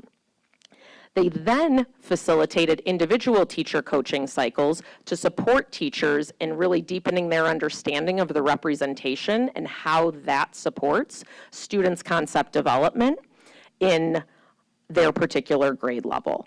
So this allowed schools to narrow their focus, provide building-based professional learning in alignment with their school improvement plan, and provide comprehensive support in both literacy and math instruction. Because of the success of this model, we are looking to scale it to more teams for the 24-25 school year. As you can see, this year we facilitated guided observations with both Wit and Wisdom in K through 6 and with Eureka Math in K through 8 classrooms. Next year, these teams will be facilitated by district leaders now that foundational learning has been established to create sustainable structures across the district. We will also scale this model in partnership with Illustrative Math and Amplify ELA to all middle school ELA classrooms and middle school and high school math classrooms to continue to support our educators and leaders with the adoption of the new resource. I'm now going to pass it off to Katie to highlight the Foundation's demonstration schools. Okay, thanks, Carrie. As Carrie shared, we also wanted to highlight a professional learning opportunity that focuses on developing the practice of our school-based instructional coaches, as you saw in the hall pass with Kate Cortez, who's our instructional coach at Edison, and also alongside teachers in our grade level professional learning communities. In 2022, to enhance the adoption of our district's word recognition curriculum foundations, we partnered with Wilson Language Academy to offer targeted schools with the opportunity to serve as foundations demonstration schools and instructional coaches with the opportunity to receive their foundations facilitator certification to sustain our district's literacy efforts over time. In 2022, we had 3 instructional coaches and their respective schools serve as Foundations demonstration schools. And this past year, we had 2 additional coaches and schools serve as demonstration schools. In order for coaches and schools to meet the requirements of demonstration school status, coaches partner with a specific grade level professional learning community to engage in 4 coaching cycles with a Foundations coach from Wilson Language Academy. Additionally, in order for instructional coaches to receive the Foundations Facilitator certification, they must complete online coursework and develop a portfolio of their work, which equates to the work required for a graduate course of about 3 credit hours. The benefits that you see on the right side of the screen of instructional coaches committing to this professional learning opportunity ensures that our coaches deepen their knowledge of the components that make up the instruction of word recognition and are able to translate this learning to engaging teachers in robust coaching cycles. Also, coaches gain more proficiency with utilizing a variety of data to monitor progress of student outcomes as it relates to word recognition skills, and they use this knowledge to support the facilitation of professional learning communities. Additionally, this opportunity multiplies the efforts of the district's learning and teaching team in an effort to sustain our literacy efforts and ensure student outcomes moving forward. This table highlights the efforts of the learning and teaching team to partner with school leaders and instructional coaches to intentionally build the capacity of our instructional coaches through a multi-year plan. By the end of school year 25-26, all schools and instructional coaches will have had the professional learning opportunity to serve as Foundations demonstration schools. As we reflect on student outcomes and the professional learning engagements throughout this past year, we have identified areas for continued improvement, which I'll highlight in the next few slides.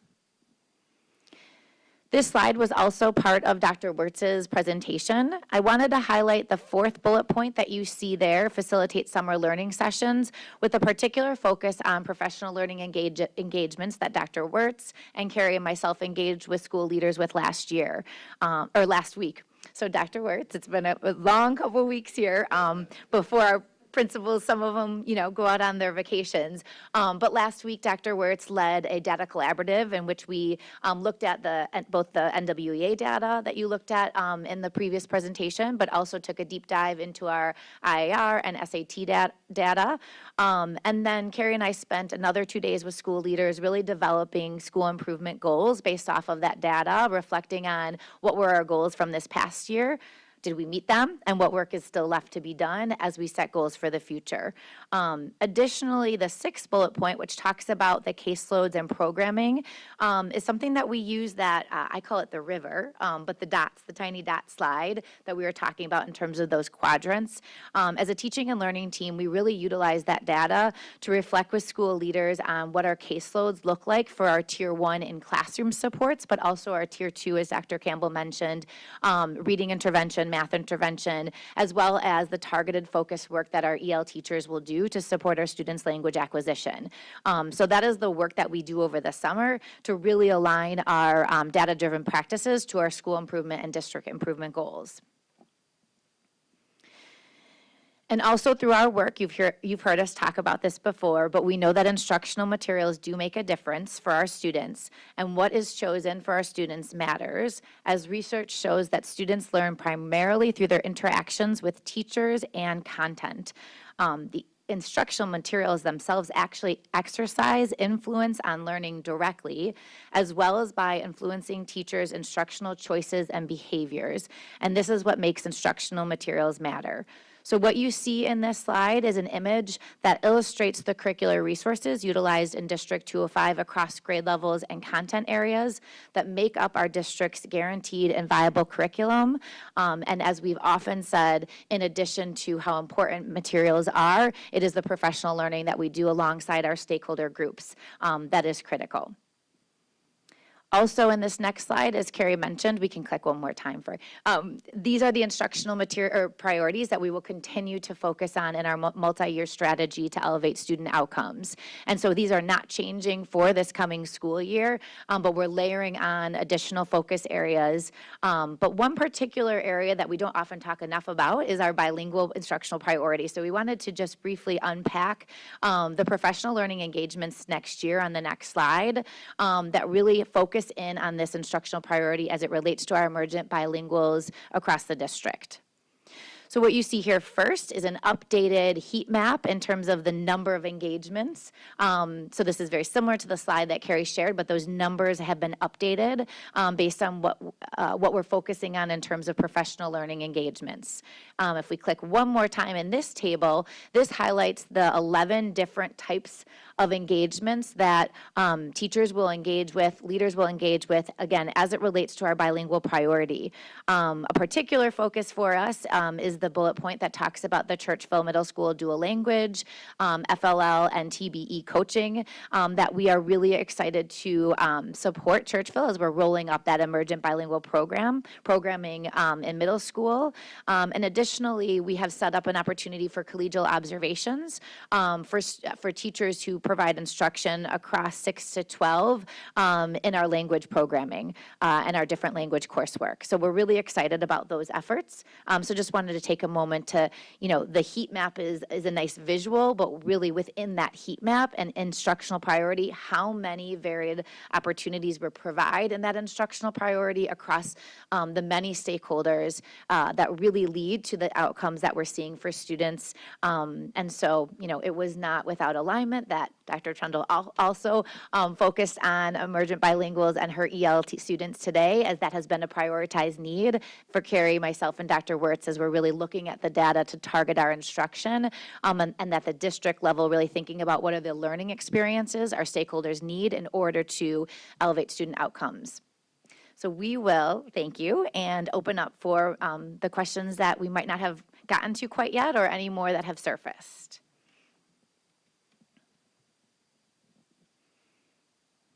Questions, comments from the board?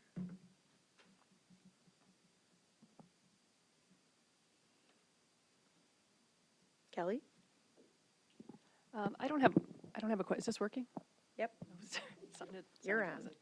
I don't really have a question. I just want to say that between these two presentations, I feel like, sometimes it can be challenging to fully understand and interpret the data. And I feel like the presentation Dr. Wirtz gave on the data and then the follow-up with how that's being used is just really just very helpful and intentional. The work that is being used is obviously very intentional. I think it's, I just think having it back to back like that and showing how the data affects student growth and, just all the work that's being done through learning communities and all of the resources and all the work that's done on a daily basis. It's just these two presentations, particularly for me, just kind of made it more palatable. And I think it's really helpful for our community too to have this information, because it just really makes it just more, like, again, more palatable and easy to understand the data and how it's affecting and how we're using that data on, like, all the time to figure out how to affect student growth. So I think they were just really great. So thank you. Beth? You mentioned one thing, I think it was you, Katie, about looking at the data and using those graphs to figure out where we need to have certain resources for students, correct? Bless you. Bless you. So I think that's really great too. So that we just, instead of just maybe having the same number of resources in every school, you guys use that data to make sure that the resources we have are targeted and in the right place and affecting growth for the right populations of students. And that seems to be, to me, to be a really helpful tool as we're, placing staff members and resources in different areas. Yeah, and I'll add to that something that's important for our principals is that they're also even narrowing the focus from there. And so they might have a school improvement goal that's ultimately about, elevating student outcomes on, IR in 7th grade. But as principals are setting their own professional goals, they're really making sure that they're doing it with an inquiry-based approach. And so what is it that might be getting in what's the root cause that might be getting in the way of all students in 7th grade on written expression? And so then that really helps drive where principals spend their time and partner with us to support them. And so those dots that you see are all students, and they all represent different students and maybe that are receiving different types of programming. And so really narrowing with school leaders to say, okay, so where do you want to engage in your inquiry this year? Which students aren't we, historically serving that we want to make sure we meet? So they really do it, looks like a nice river on the slide, but it takes hours to really pour over that. Thank you. Any other comments or questions from the board? Kara? So thank you for all the information and giving us, I appreciate what you shared about the bilingual and just all the things that are going into that, and kind of explaining what some of those sessions look like for our teachers and administrators. I have a question that is more probably timing, because obviously it's not part of the presentation, but the essay, we're making the switch. We're required to make the switch to ACT this year. And I know that that's already part of the conversation. And I just wondered if at a future time you could give us a little peek into what that looks like for primarily our high school, I guess, because we have to start immediately. Just kind of what that looks like, and then maybe what it looks like in years to come as we align to ACT versus SAT. Yes. Future board meeting. Already have done. Yeah, I know, don't elaborate. Just long-winded. But thank you for this. This is really, I think it shows the level of thought and just, I know like there's one chart that kind of just gives a high level, but when you really dig into it, there's a lot going on to get our organization, everybody to be moving in the same direction for our kids. So thank you. And we can't underscore enough our staff, our teachers, and our coaches. I think Katie and Carrie have done a really great job of showing that it takes the leaders as well as the teachers. I think that graphic in terms of really looking at research and seeing the impact of building really strong instructional teams. And I want to just thank the board for your support in allowing and allocating resources for instruction, for building that instructional leadership team. So thinking about our principal leaders, thinking about our coaches, thinking about our assistant principals, thinking about our division chairs, all of those individuals are so instrumental. We know from research that the critical indicator for student achievement and growth happens in the classroom. It's actually teaching. It's what happens in the magic of teaching, what they call the art of teaching. And so an organization of our size, we have really developed the framework for becoming a learning organization to create opportunities by taking highly effective individuals and creating structures that allow them to then continue to be inquisitive around their practice, putting the necessary resources, high quality, guaranteed, and viable resources in their hands. But that's not enough. It's creating the collective space for them to come together with colleagues to reflect on the resources or to reflect on their practices, to reflect on their data, looking specifically at individual students. So we talk a lot about, yes, we have a lot to celebrate in District 205 in terms of our growth and our achievement, but I hope these two presentations just gives a glimpse into the level and the depth of intentionality and work that has to happen across our entire organization. I cannot say enough to the cabinet members that sit around this table in developing the professional learning and thinking very intentionally about the opportunities of bringing individuals together, thinking about our principals, our instructional coaches, our lead teachers, our division chairs, all of that work that is happening on a daily basis to build the number 2 indicator for student success after teaching is collective efficacy. So it's also building the coalition, the guiding coalition of getting, as you mentioned, Kara, people on the same page, in alignment, going in the same direction. And we have seen some tremendous results, and I think the board should be really proud to then continue to share with your stakeholders and your constituents. It's not a secret why we're getting these results. And so we hope that these presentations is allow you to develop your toolkit and your vocabulary to talk about what it is that's happening in District 205 that is allowing us to meet the needs of all of the diverse learners and the diversity of our student population that we have the privilege of serving here in District 205. So again, I just want to say thank you to the board for your support and to our staff. Just job well done, and we're going to continue.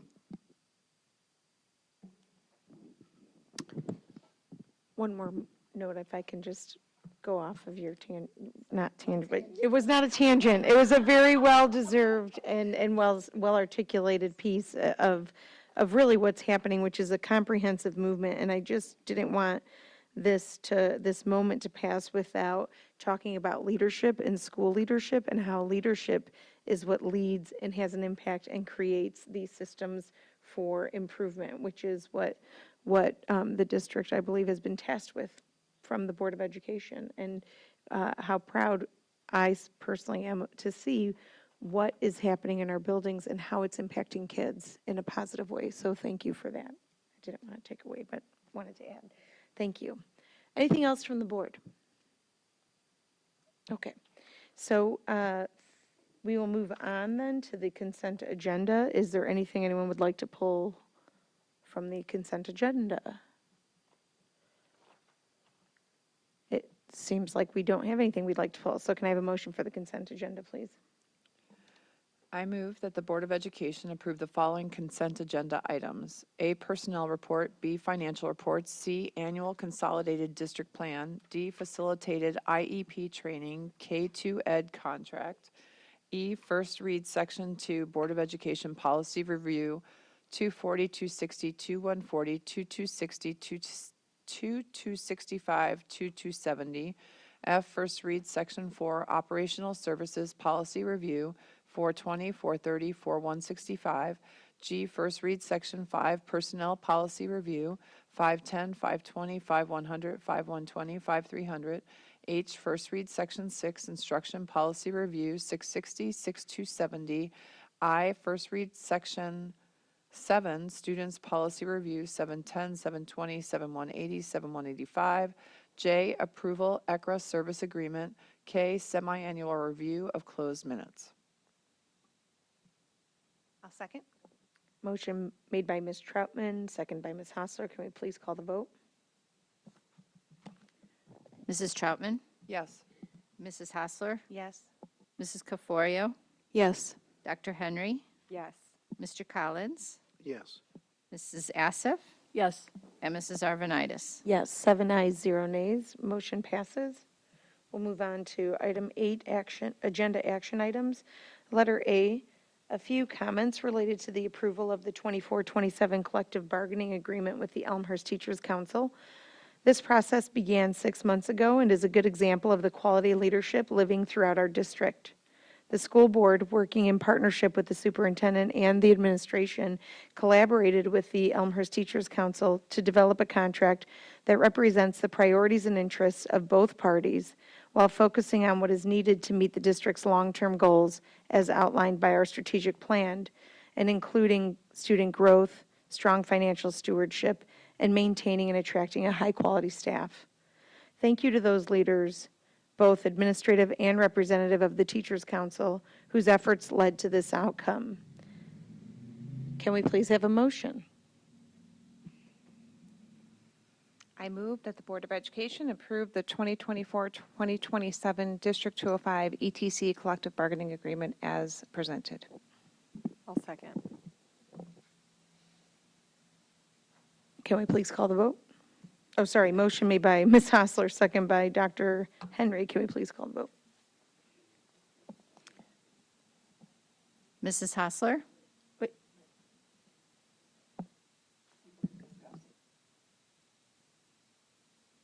Is there, sorry, before we call the vote, is there anything the board would like, any comments the board would like to make? Can we, like to ask the administration to outline the financial impact to the district? Teacher salaries alone are more than half of our annual budget. So could you talk about just the financial impact of this on the district over the next 3 years?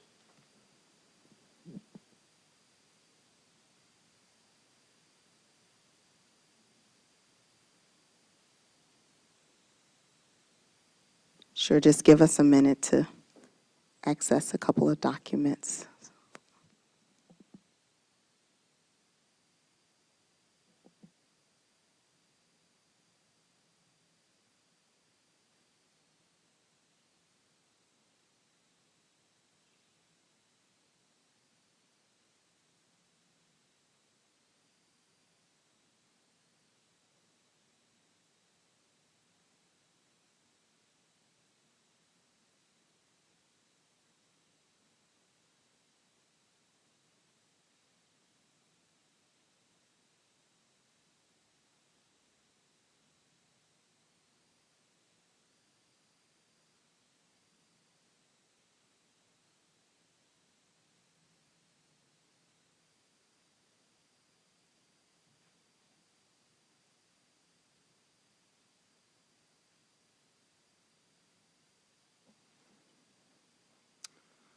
So the salary schedule for the ETC is, in the current year, we're at approximately 59 million. With the salary schedule increasing by 3.4% in the first year, and the salary schedule increases by 3% in the second year, and the salary schedule increases by 2.9% in the third year. So the 59.3 million moves to 62.7 million in the first year, 65.9 million in the second year, and in the third year at 69.1 million. There are savings in this agreement from planned retirements that we know are scheduled. So it is about $1 million in savings in the first couple of years, and then we have more retirements in the third year at about 1.6 million. We made some changes in the stipend schedule in order to be more competitive with some of our comparable districts and some of our conference districts. So we had some increases in stipends. So, and then health insurance, you know, it was a big part of this agreement, and there was a lot of collaborative work on both from the ETC side and the administration side related to health insurance. And as you know, we've experienced significant claims in the area of health insurance, and so we are expecting increases in the health insurance area. So overall, we're looking at a 5.93% in the first year for the overall cost of the agreement, of 5.21 in the second year, and a 4.13% overall in the third year.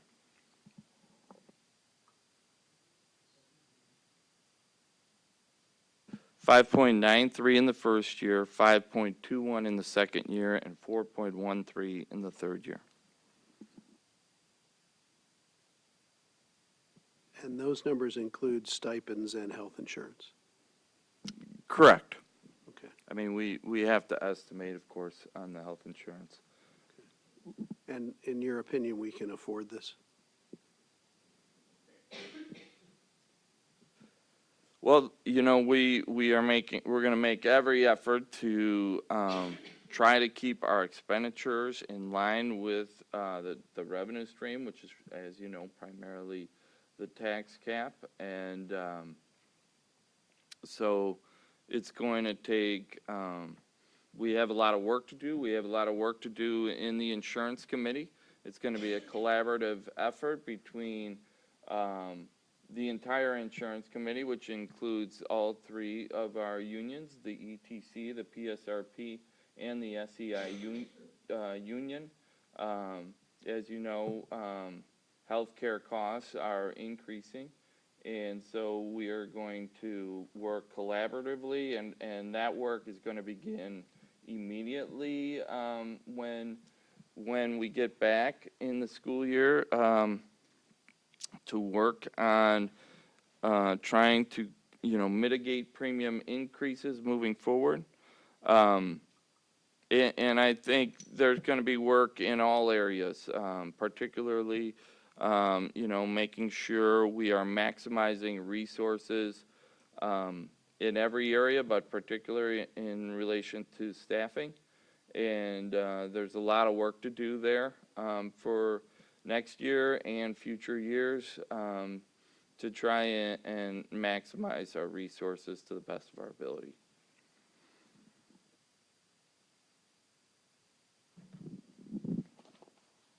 Any other questions or comments from the board? No. Okay, can we please call the vote? Mrs. Hassler, Yes. Dr. Henry, Yes. Mrs. Caforio, Yes. Mr. Collins, Yes. Mrs. Assef, Yes. Mrs. Troutman, Yes.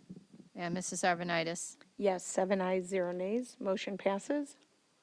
Moving on to 8B, the approval of the 24-25 salaries, administrative and non-union employees.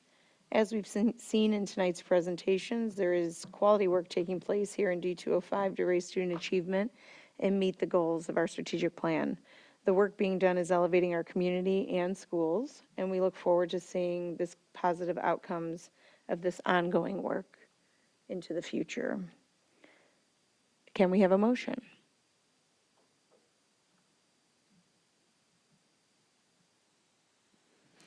I move that the Board of Education approve increases for administrators, non-union support staff, non-union food service, miscellaneous hourly rates, and starting hourly rates for food service and non-union support staff as presented. Second.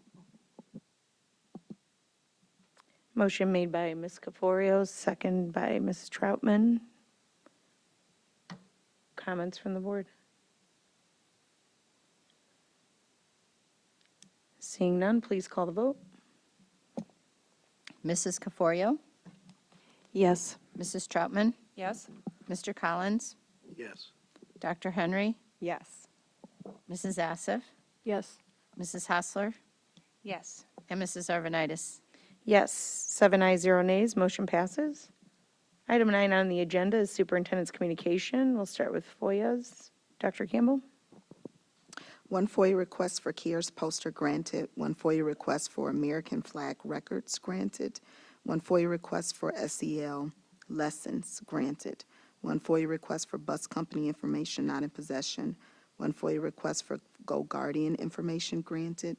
One FOIA request for Panorama education information granted. 3 FOIA requests for Jackson principal interview records, 2 granted, 1 not in possession. And item B, moving on to communication highlights. In the 2022-2023 school year, staff began implementing new instructional materials aligned to the science of reading. Following the first year of implementation of Wit and Wisdom, Geodes, and Foundations from Wilson Language Training, Katie Lyons sat down with Jenny Taylor from Great Minds, a nonprofit organization that works to bring together teachers and scholars to create exemplary instructional materials that provide joyful rigor to learning, spark, and reward curiosity. In partnership with this article, which is featured in the latest edition of Community Connections newsletter, Hitting Homes Now, we stopped by our elementary schools and talked with some of our students and staff to hear from them how Wit and Wisdom has been implemented and made an impact in student learning in grades K through 5.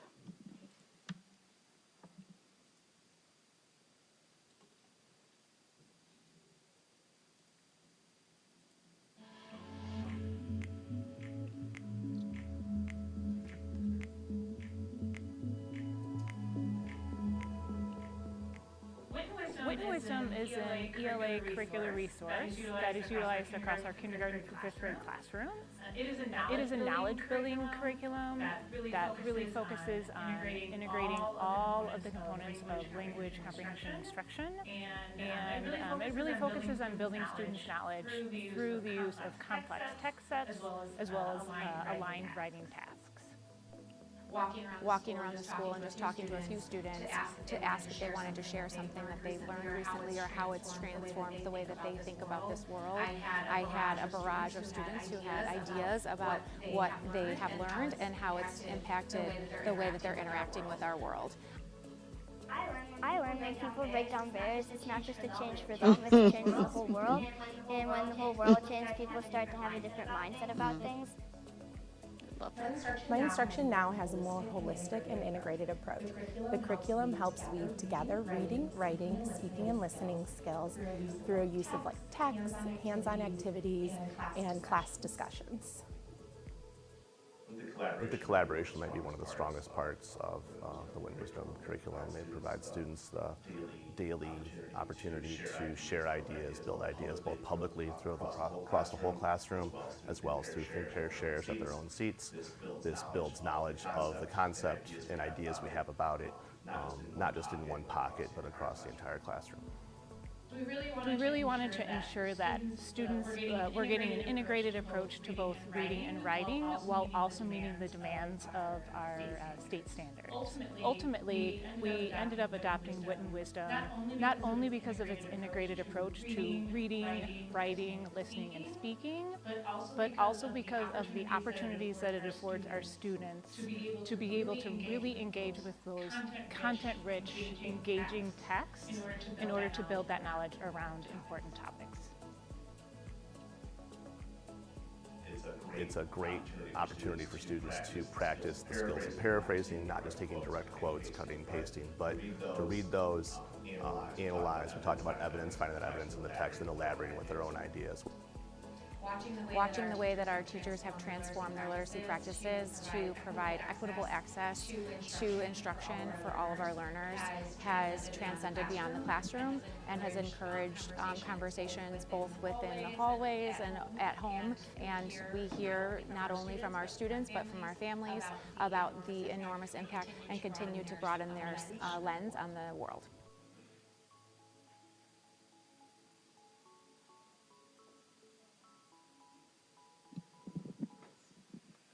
Thank you. Item 10 is board communications. We'll start with an update from the safety committee.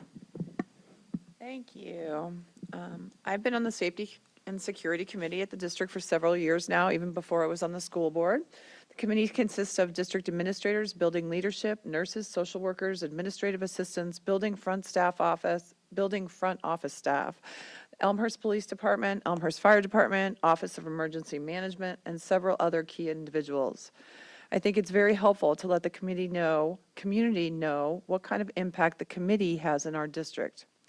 After our referendum was passed, we worked extensively on how we could physically make our buildings safer and more secure. In the past 4 years, our students, staff, and families have had a front row seat watching those plans be implemented. Recently, for the past year and a half or so, the committee has been focused on making sure that our school crisis management handbooks are updated and specific to each building, and our classroom action guides are clear and consistent across all buildings. In addition to coordinating annual drills in every one of our buildings, the Safety Committee focuses on making sure the training our staff is provided gives them the knowledge they need to know how to act in the event of an emergency.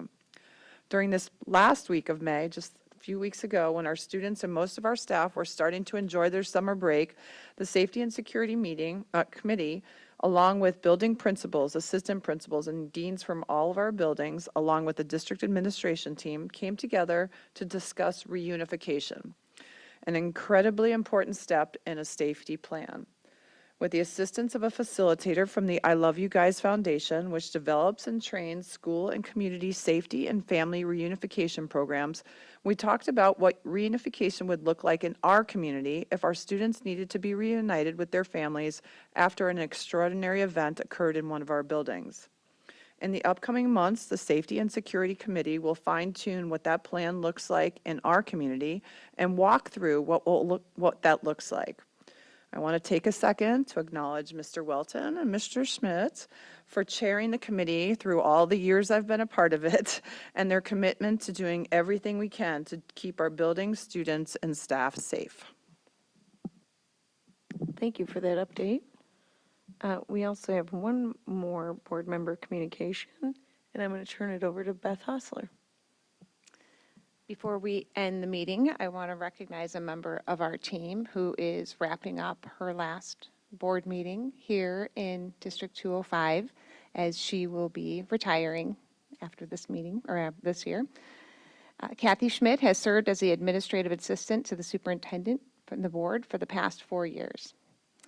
She is the one behind the scenes working feverishly to make sure our meetings run smoothly, that we have everything we need to prepare for them, and that the community has all the information they need as well.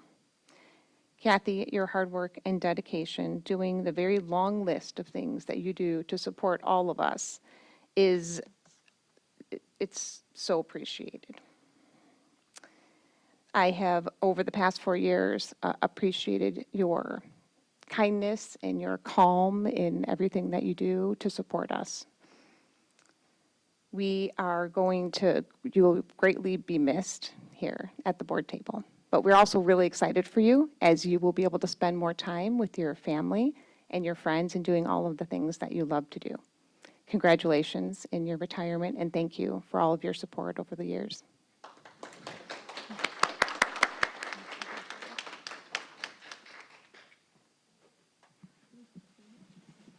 Beth's hiding behind the... She snuck in here and hid it. You know, Beth, always speaking.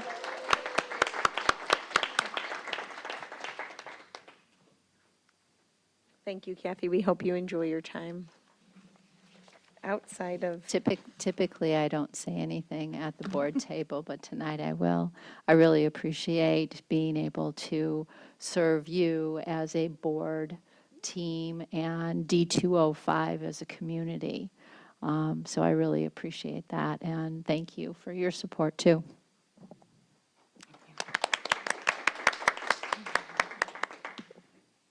Okay, item 11 is upcoming meetings. We have a Board of Education meeting on July 23rd, 2024 at 7 p.m. here at District Office, and a second Board of Education meeting on August 20th, 2024 at 7 p.m.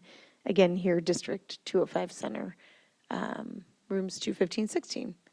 And with that, it is 9:02 and we are adjourned.